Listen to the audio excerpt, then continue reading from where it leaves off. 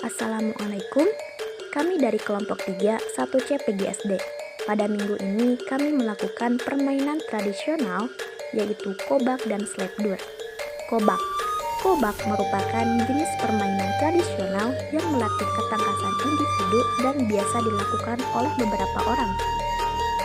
Permainan tersebut dilakukan dengan cara melempar koin ke tumpukan koin lainnya agar masuk ke dalam lubang kecil yang dangkal sebagai sasaran untuk mencapai kemenangan.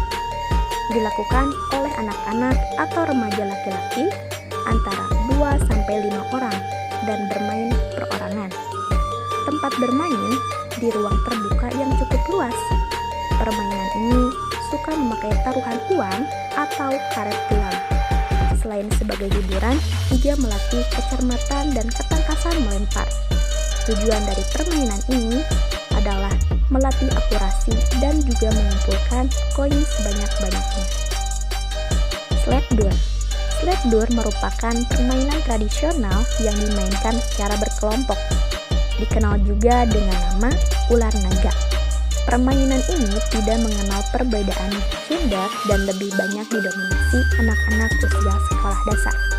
Biasanya dimainkan di lapangan luas oleh 7-10 anak berbaris.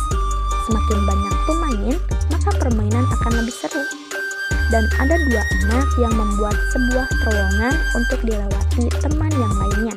Setelah itu, keduanya bersaing untuk memperebutkan pemain-pemain lain untuk dapat masuk ke dalam timnya. Caranya, kedua pemain menentukan simbol-simbol yang akan digunakan untuk menjaring pemain-pemain lainnya. Misal, yang satu memilih coklat dan yang lainnya memilih es krim. Tentu saja penentuan ini harus rahasia, hanya mereka berdua yang tahu.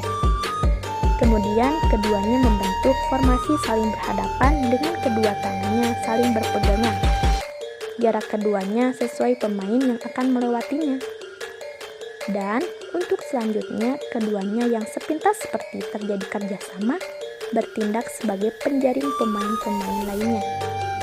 Saat pemain berjalan dengan tangan di atas punggung pemain lain seperti layaknya ular naga, secara serentak menyanyikan lagu slepdur. Pada saat rangkaian melewati 2 penjaring yang saling berhadapan itu, akan menjaring satu pemain dengan tangan-tangannya yang terjaring dengan cara dibisik agar tidak terdengar yang lainnya untuk memilih satu dari 2 simbol. Misalnya, ia disuruh memilih coklat atau es krim.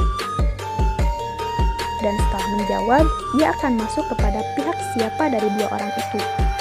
Begitupun seterusnya.